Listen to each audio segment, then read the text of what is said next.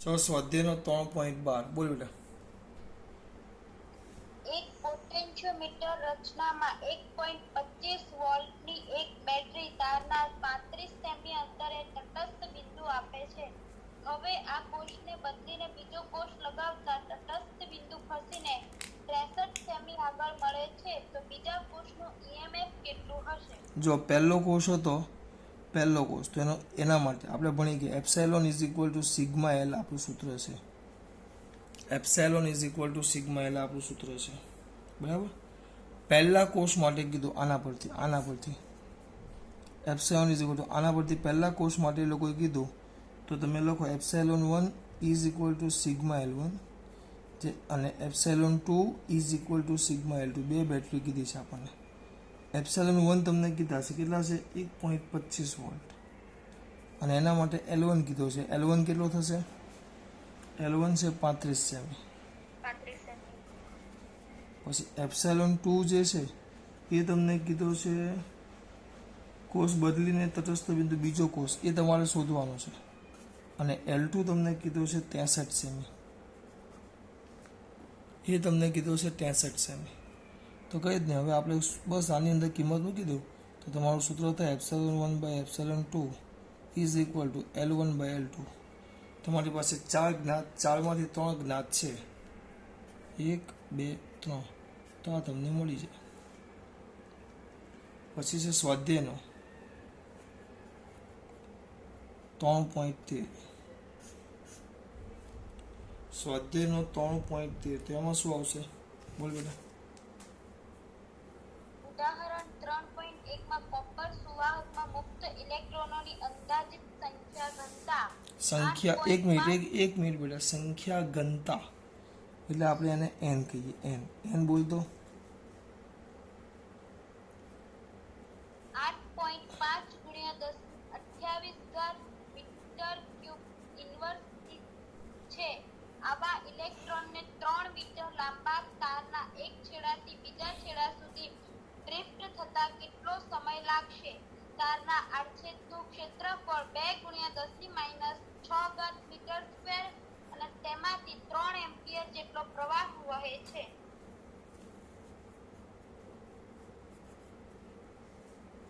તમને પ્રવાહ અને સંખ્યા ઘનતા બધું આપે તો મને તો એક જ સૂત્ર યાદ આવે. તમારું તો મને ખબર નહીં, પણ મને એક જ સૂત્ર યાદ આવે. કયું સૂત્ર? કિંમત લખતો ગયો છું, કયું સૂત્ર સર તમને યાદ આવે? બોલો અમે કહીએ તો સૂત્ર જે ઇઝ ઇક્વલ ટુ જીવનની નેવડી NEVD.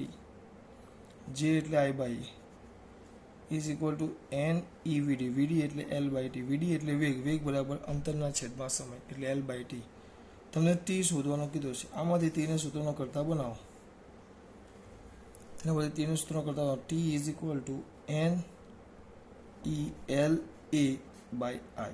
એ તમને જવાબ મળી જાય. ખાલી આટલી વસ્તુ તમારે યાદ રાખવાની છે. આટલી વસ્તુમાં દીકરાઓ યાદ રાખવાની છે. પછી આગળ જોશું આપણે સ્વાધ્યાયનો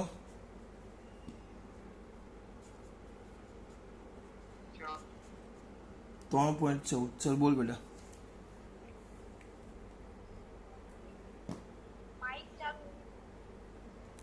પૃથ્વીની સપાટી પર ઋણ વિદ્યુતભારની પૃષ્ઠ ઘનતા 10⁻9 કુલમ મીટર સ્ક્વેરની ઇન્વર્સ છે. જો અહીંયા આપો એક મિનિટ બેન લખવાની છે આ કિંમતો. શું કીધું છે? 10⁻9 કુલમ મીટર સ્ક્વેર કીધું છે. ત્યાં બુદ્ધિ ચાલવી જોઈએ. 9 કુલમ મીટર સ્ક્વેર છે. જોજો, તેનો મતલબ એકમ એટલે પૃષ્ઠ ઘનતા એટલે સિગ્મા તમને આપ્યું છે. સિગ્મા બરાબર 10⁻9 કુલમ પર મીટર સ્ક્વેર થશે. કુલમ મીટરની -2 છે એટલે કુલમ પર મીટર સ્ક્વેર થશે.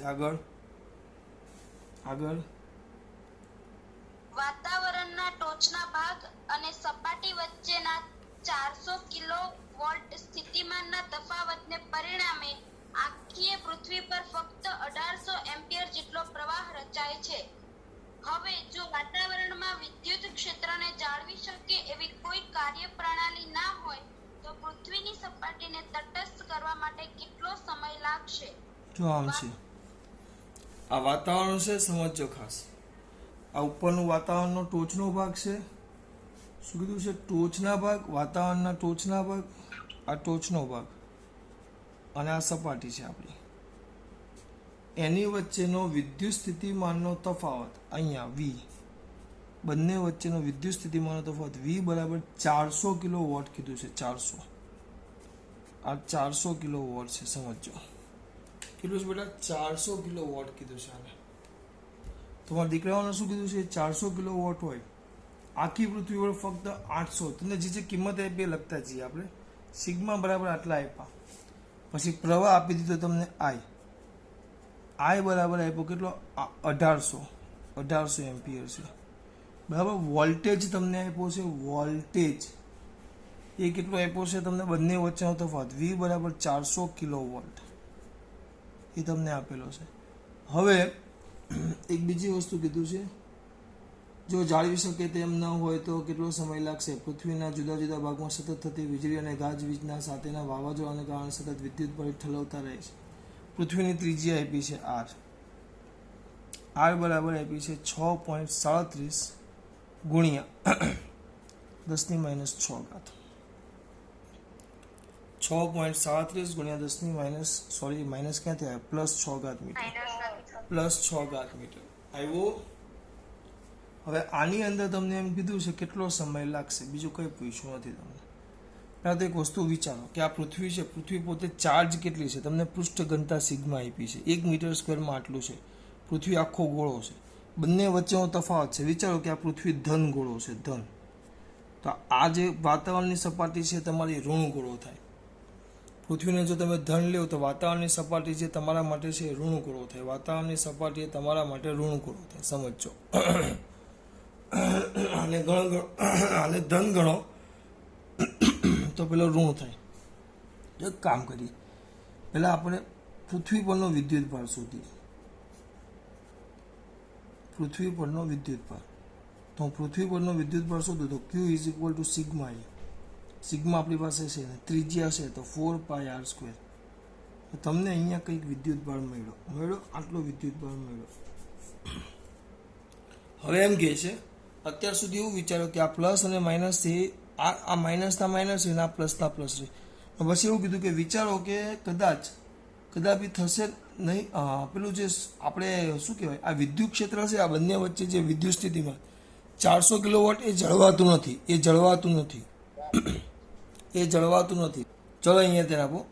અહીંયા એ લોકોએ કીધું છે કે પૃથ્વી પરની ઋણ વિદ્યુત ભારની પૃષ્ઠ ઘનતા, એટલે આ પૃથ્વી છે એને આપણે ઋણ લેશું અને આ ધન આવશે. ચલો એમ રાખો, ફરક ન પડે, કારણ કે આપણે તો આ તફાવતની વાત કરી છે. પૃથ્વી પરની ઋણ વિદ્યુત ભાર ઘનતા અને આમ તો જોવા જઈએ તો આમ મોટે ભાગે જોવા જઈએ તો પૃથ્વી એક એવો ગોળો છે કે જે બધા જ વિદ્યુત ભારનો પોતાનામાં સંગ્રહ કરે. ધ્યાન રાખજો. હવે આ ધન છે અને આ ઋણ છે, આ ધન છે અને ઋણ છે. આ બંને વચ્ચેનો તફાવત 400 કિલોવોટ છે. પણ કોઈક કારણસર એવું વિચારો કે આ વોલ્ટેજ જળવાતો નથી. વોલ્ટેજ નથી જળવાતો એટલે એનો મતલબ એમ થયો કે આ સપાટી પરથી ઇલેક્ટ્રોન બધા વાતાવરણમાં ચાલ્યા જાય છે. એટલે ઇલેક્ટ્રોન બધા વાતાવરણમાં ચાલે છે, સપાટી પરથી બધા ઇલેક્ટ્રોન વાતાવરણમાં જાય એટલે આનો ઋણ વીજભાર ઘટે અને આનો ધન વીજભાર ઘટે. અને એક સમય એવો જશે કે બંને, આનો ઋણ વીજભાર ઘટે અને આનો ધન વીજભાર ઘટે. એક સમય એવો આવશે કે બંને એકબીજાની દ્રષ્ટિએ તટસ્થ થઈ જશે, તટસ્થ. ત્યારે પ્રવાહ તમારો I એ 0 થઈ જાય. ત્યારે એમ કીધું છે એ લોકોએ કે કેટલો સમય લાગશે તટસ્થ થવા માટે, એ રીતે. હવે આ ઋણ છે ને આ ધન છે, તો ઇલેક્ટ્રોન આમ ગયા, ધીમે ધીમે આના ઋણ વીજભાર ઘટતા જાય અને આનો ધન વીજભાર ઘટતો જાય, કારણ કે આ ઇલેક્ટ્રોન મેળવશે. તો કેટલા સમયમાં તટસ્થ થાય? પ્રવાહ I0. તો પહેલાં મેં Q જોઈ લીધો, Q બરાબર સિગ્મા એ. પૃથ્વી પરનો વિદ્યુત ભાર આપણે મેળવી લીધો, Q = સિગ્મા એ છે. બરાબર. તમને પ્રવાહ કહી દીધો છે, પ્રવાહ બરાબર. અહીંયા ધ્યાન આપો, તમને પ્રવાહ I આપી દીધો છે. જો I બરાબર 1800 એમ્પિયર, એટલો પ્રવાહ મેક્સિમમ રચાય. Q તમને મળી ગયો આટલો, તો આપણું સૂત્ર હતું I બરાબર Q/T. તેના પરથી T = I/Q. તો તમને સમય T મળી જશે. I બરાબર Q/T. T = Q/I. કેમ આજે આમ થાય? Q/I. T = Q/I. એના પરથી તમને T મળી જશે.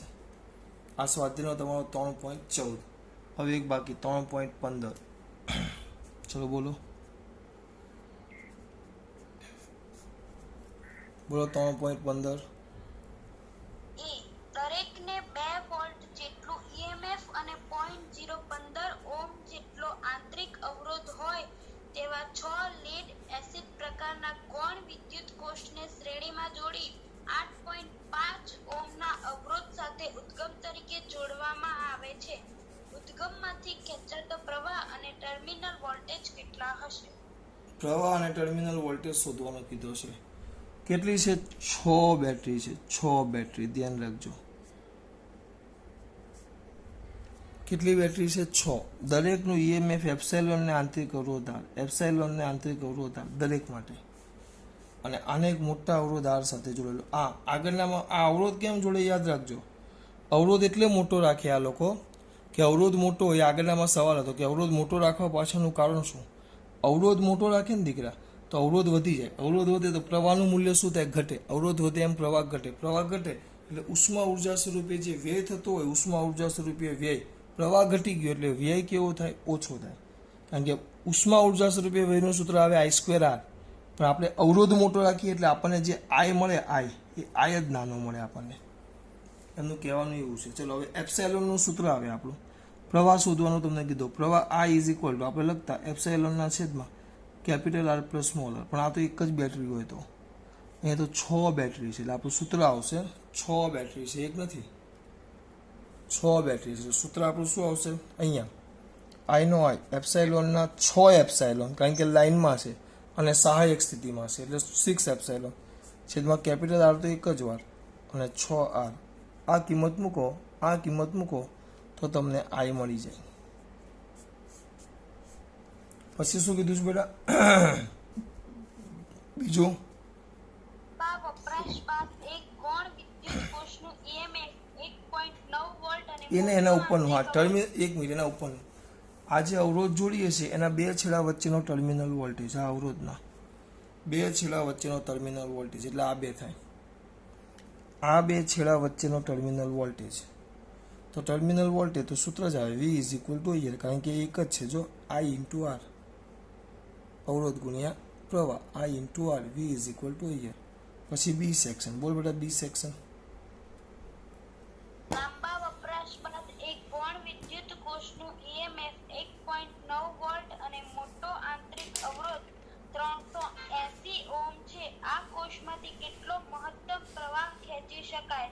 શું આ કોષ મોટરને ચાલુ કરીને કાર ચલાવી શકશે? મોટો મહત્તમ પ્રવાહ કીધો છે. એનું ઈએમએફ કેટલું કીધું? એપ્સાઇલોન તો કેટલું કીધું બેટા? 1.9 વોલ્ટ. આંતરિક અવરોધ કેટલો કીધો? 380 ઓહ્મ. બરાબર. કેટલો મહત્તમ પ્રવાહ? મહત્તમ I મેક્સિમમ. પહેલા I નું સૂત્ર આવે આપણું I = I મેક્સિમમ તો એપ્સાઇલોન છેદમાં R પ્લસ કેપિટલ R. પણ R મેક્સિમમમાં આપણે બીજો અવરોધ કાઢી નાખો, ખાલી આંતરિક અવરોધ R જ રાખો, ε/R, તો તમારો I મેક્સિમમ થાય. બાહ્ય અવરોધ 0 કરી નાખીએ આપણે. બાહ્ય બીજો કોઈ અવરોધ થતો નથી. નકર ખરેખર વાહક તારનો પણ અવરોધ હોય પણ એ આપણે 0 લઈ લઈએ છીએ. તો તમારો I મેક્સિમમ = ε/R. કિંમત મૂકીએ આપણે 1.9 છેદમાં 380. તો તમારો પ્રવાહ કંઈક આવે છે 0.005 એમ્પિયર એવું છે. તો 5 મિલી એમ્પિયર આવે. તો 5 મિલી એમ્પિયરથી ગાડી ચાલુ થાય? ના, ન થાય. કારણ કે એના માટે મિલીમાં જવાબ ન જોઈએ. એના માટે પ્રવાહ તમારો જોઈએ 100 એમ્પિયર આસપાસ હોવો જોઈએ તો ચાલુ થાય. મિલીમાં કાંઈ ન થાય. એટલે એટલાથી તમારો પ્રવાહ ચાલુ થશે નહીં, એવું એ લોકોએ કીધું. ચલો, ખાસ વાત. જય શ્રી કૃષ્ણ.